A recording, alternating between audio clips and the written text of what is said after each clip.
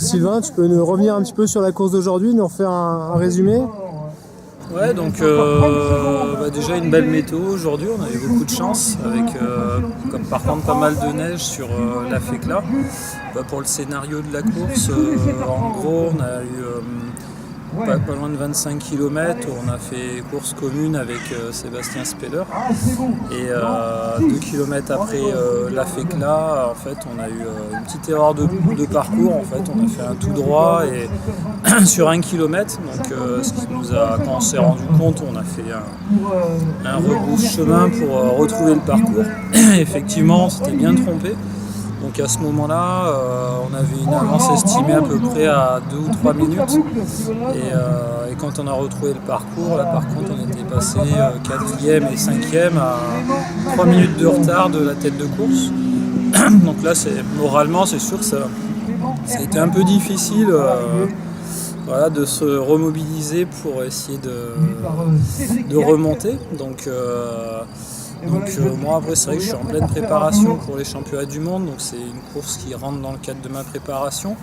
Donc en fait j'ai puisé en fait dans cette petite erreur une source de motivation en me disant au final ça me permettra peut-être de me rentrer un petit peu plus dedans encore et travailler un petit peu plus le rythme de course. Donc je me suis remobilisé avec Seb et on a essayé de remonter petit à petit sur l'avant de la course et on a réussi à reprendre 1 minute jusqu'à l'entame de la descente sur le dernier ravitaillement. Et donc là on avait 3,02 de retard à peu près à l'attaque de la descente. Et là Seb il a eu un petit coup de moins bien, donc moi je suis parti devant dans la descente. Et arrivé au ravito, là on m'annonce 30 secondes de retard, donc j'avais repris 2 minutes 30 dans la descente sur les poursuivants. Donc à ce moment-là j'étais 3e de la course. Et donc 2 km après le ravitaillement, je refais la jonction avec les 2 hommes de tête, avec Aurélien Dunant-Palaz et son copain. Donc, et puis après, là j'ai accéléré un petit peu dans une montée à 6 km de l'arrivée pour petit à petit prendre 1 à 2 minutes d'avance et arriver premier aujourd'hui sur l'arrivée du niveau Les Revards. Donc bien content de cette course. On peut dire que c'est de bon augure pour les championnats du monde qui arrivent assez vite. Là, tu as prévu d'autres courses avant? Comment tu vas gérer tout le mois de mai et début juin? En fait, j'ai attaqué après le trail du Ventoux au mois d'avril. J'ai intensifié un petit peu en faisant pas mal de vitesse dans ma préparation. Donc pas forcément un gros volume d'entraînement, mais pas mal de vitesse parce que les championnats du monde seront un petit peu plus rapide qu'à l'accoutumée. On sera sur un format de 50 km au lieu de 85 km. Donc un format un petit peu plus rapide. Donc j'ai fait un bon bloc de vitesse et qui s'est validé aujourd'hui sur une course du Nivolet qui est quand même une course assez rapide, je trouve, pour un format de montagne. Et là après le mois de mai, ça va être plutôt là où je vais monter petit à petit un peu en volume, en doublant quasiment mon volume d'entraînement et avec peut-être 1 ou 2 petites courses fin mai à 2 ou 3 semaines de l'objectif pour essayer de peaufiner les quelques derniers réglages avant la course. Comme par exemple Cruet ou Maxi Race, tu as prévu des deux, non? Sur un petit format? Non, je pense pas qu'il y aura de Maxi Race. Après, j'ai vu une belle épreuve en Chartreuse. C'est vrai que je suis néo-savoyarde depuis peu, donc j'habite non loin de Chambéry et cette année j'aimerais bien découvrir un petit peu tous les massifs, tous les spots qu'il y a dans le coin. Donc c'est vrai que chaque jour je vis un petit peu un rêve quand je me lève le matin et que je vois ces belles montagnes. Je n'ai pas du tout l'habitude de ça sur Bordeaux. Tu peux nous expliquer comment tu as atterri là? Et en fait c'est une mutation professionnelle tout simplement. C'est moi qui ai demandé à venir dans le secteur parce que ça faisait 12 ans que j'étais sur Bordeaux et pour la pratique de ma passion et puis de tous les sports outdoor que j'adore, j'avais un petit peu de mal à m'éclater là-dedans. La lune du Pilat, mais quand tu l'as fait. Ouais, la dune de Pilat, et pourtant tout le monde me dit ça, mais j'y allais quasiment jamais. J'avais une petite bosse à une demi-heure de chez moi qui faisait 50-60 mètres de dénivelé, où tous les trailers bordelais allaient s'entraîner, donc on essayait de faire avec les moyens du bord.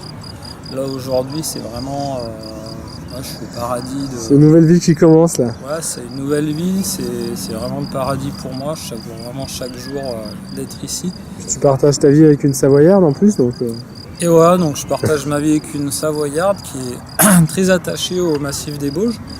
Donc au mois de novembre, quand je suis arrivé dans le secteur, on a commencé à entamer une petite tournée des différents sommets du massif des Bauges, avec son père aussi, qui est un grand passionné de montagne. Et donc voilà, je pense qu'on a fait quasiment la moitié des sommets. Voilà, ça a été un petit peu plus difficile de faire les autres avec la neige, les conditions. Tu as fait lesquels alors? Arcalo, Péclo, Arcalo, Péclo, Colombier, Arcluse, ouais. Ceux très proches de chez nous. Le Semnos, j'avais fait sur les championnats du monde. Ouais, j'en ai fait bien 7 à peu près, 6 ou 7, ouais. Tes parcours favoris, on peut dire là, c'est mon secteur principal d'entraînement, parce que j'habite non loin de Montmélian. Donc c'est ce qui est le plus proche de chez moi pour pouvoir m'entraîner. Et puis je trouve que c'est vraiment un très très beau terrain de jeu, assez sauvage, il n'y a pas trop de monde. Moi je suis quelqu'un qui aime bien pratiquer avec dans un endroit où il n'y a pas beaucoup de monde, où on peut vraiment s'éclater et pouvoir rencontrer croiser des animaux, tout ça, et des jolis paysages. Et c'est vrai que les Bauges, c'est vraiment, on va dire, mon secteur pour l'instant favori d'entraînement. Après, j'aimerais bien découvrir cet été Beldon, aussi, qui a l'air d'être un très très joli massif. Chartreuse aussi. Ouais, la Chartreuse, de toute façon, j'en ai le Vercors aussi. Tu connais un peu Chartreuse Sud, parce que ton boulot, tu peux nous dire un petit peu, donc tu travailles sur Grenoble et... Alors mon boulot, donc je suis toujours dans l'armée de l'air. J'ai muté en fait à l'école des pupilles de l'air. C'est une école qui est à Montbonneau-Saint-Martin. Donc c'est une école militaire et en fait là-bas je suis aide moniteur de sport et je travaille au magasin ski précisément. Donc je m'occupe de tout ce qui est entretien du matériel, gestion du matériel pour les enfants en fait, pour les élèves. Et tu fais l'aller-retour tous les jours, ouais? Donc après, ça c'est le mini bémol en fait. C'est vrai que comparé à Bordeaux, j'habitais à 15 minutes du travail et je pouvais facilement m'y rendre en vélo ou en voiture si j'étais plus feignant certains jours. Là par contre, je fais le trajet tous les jours et j'ai 45 minutes de route tous les matins là, à 6-7 heures du matin. Donc c'est des fois un petit peu fatigant en fin de semaine, mais je vais très vite arrêter de me plaindre parce que maintenant où je suis aujourd'hui, j'ai pas le droit de me plaindre. Comparé à Bordeaux où j'étais loin des montagnes. Et aujourd'hui, je le répète, j'y vis vraiment un rêve et je savoure vraiment chaque jour d'être là. Tu cours quand même donc au plus haut niveau depuis quelques saisons. Ça fait longtemps que tu cours, sinon tu peux nous refaire un résumé sur ta carrière sportive? Ma carrière sportive en gros a commencé de très très jeune où j'ai baigné dans un petit peu tous les sports de glisse, le surf, le snowboard, le skate, le roller. J'ai fait 5-6 années de VTT. Soit en cross-country, en descente, j'ai fait du BMX, donc pas mal de sports extrêmes. Et puis après, pendant mon entrée à l'armée, donc c'était en 2005, j'ai eu beaucoup moins le temps de pouvoir m'entraîner et concilier vraiment vie professionnelle et sport de haut niveau. Est-ce que tu pratiquais ces sports-là à haut niveau? Le VTT, à haut niveau, ouais. Enfin, au niveau, après, je n'étais pas non plus Julien Absalon, mais j'ai couru pas mal de courses avec eux et voilà, je me plaçais pas trop mal sur les championnats de France et les Coupes de France. Et comment t'as basculé au trail alors, à la course à pied? Et le trail, j'ai connu plus précisément la course à pied un petit peu par hasard, en fait sur le semi-marathon de Bordeaux. À une époque, c'était une des courses en fait qui était Alors, en fait, la base où je travaillais à Bordeaux organisait un événement sportif sur le semi-marathon de Bordeaux. Et en fait, ça a été ma première course à pied là-bas. En fait, pas mal de potes au boulot m'ont targué un petit peu de l'affaire, donc je me suis motivé à aller courir là-bas, ce semi. Et bon, j'ai un petit peu ramassé, c'était un peu difficile pour moi. J'ai eu des courbatures pendant une semaine. Et puis petit à petit, moi, j'y ai pris goût à cette course à pied et j'ai fait pas mal de courses nature sur Bordeaux, quelques 10 km. Et puis au fur et à mesure des courses, et petit à petit à monter sur des podiums, voire même gagner certaines courses. Donc ouais, c'était assez plaisant et en fait l'été 2009, en fait, sur l'invitation d'un ami, j'ai participé au marathon du Mont-Calm. Donc c'est une très très belle épreuve de skyrunning dans les Pyrénées et qui est assez exigeante. Moi, je pensais à l'époque que c'était comme son nom l'indique, un simple marathon sur route. Et en fait c'était un marathon avec des sommets à 3000 mètres, avec des parties très très techniques. Et je suis parti un petit peu la fleur au fusil avec 2 barres de céréales, sans eau, sans rien du tout. Et malgré tout, bon, j'ai réussi à faire deuxième en franchissant les 2 sommets à 3000 mètres en tête. Et dans le final, bon, j'ai eu une bonne hypoglycémie. Voilà, je pense que j'étais parti avec pas assez de ravitaillement, donc la fin était beaucoup plus compliquée.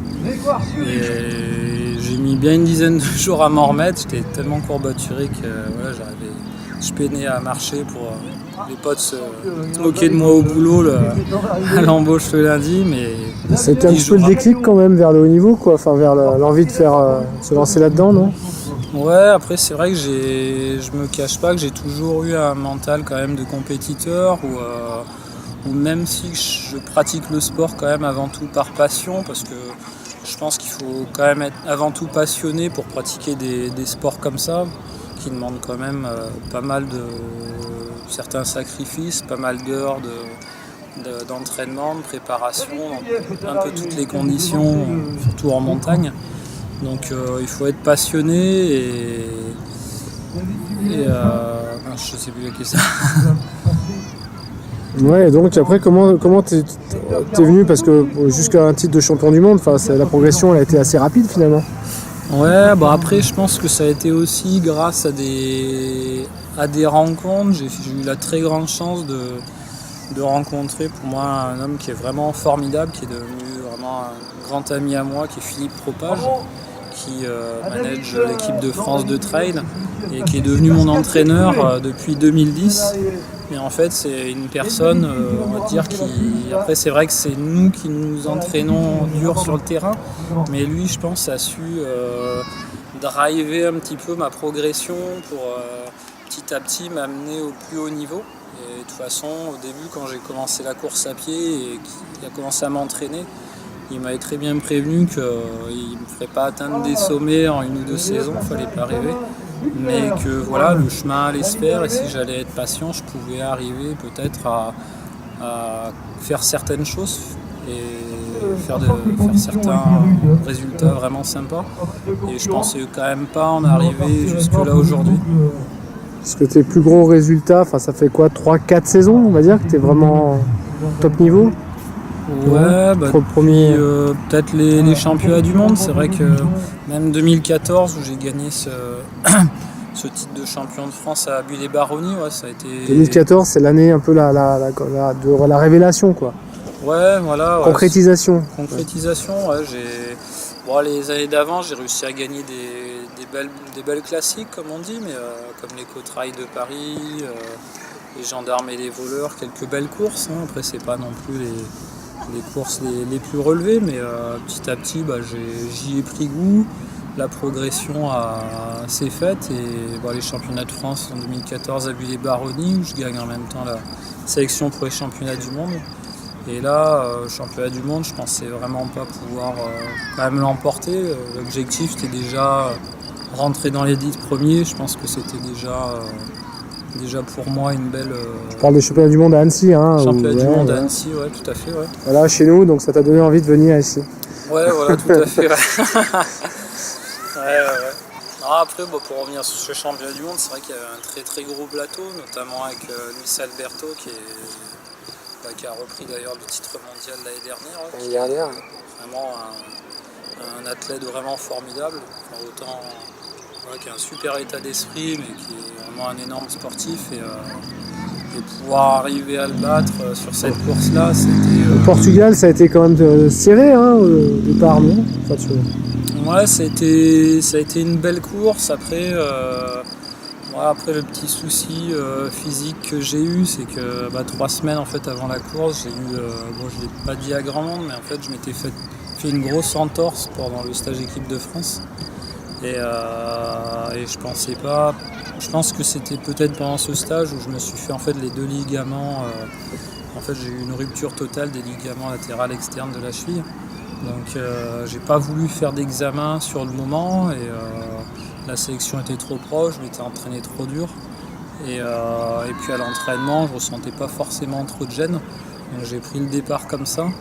Et certainement peut-être avec une cheville un peu fragilisée. Et le scénario de la course, c'est vachement bien passé, on va dire. J'étais très très bien préparé. Et d'ailleurs les autres concurrents aussi, notamment Nico Martin et Louis. Et on a fait quasiment course commune jusqu'à mi-parcours. Et après Louis a placé une grosse attaque à mi-parcours et nous a pris un peu d'avance.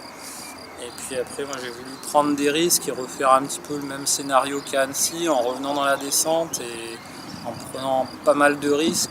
J'ai glissé sur un rocher. En fait, je me suis refait la cheville et donc là, grosse douleur. J'étais au tapis.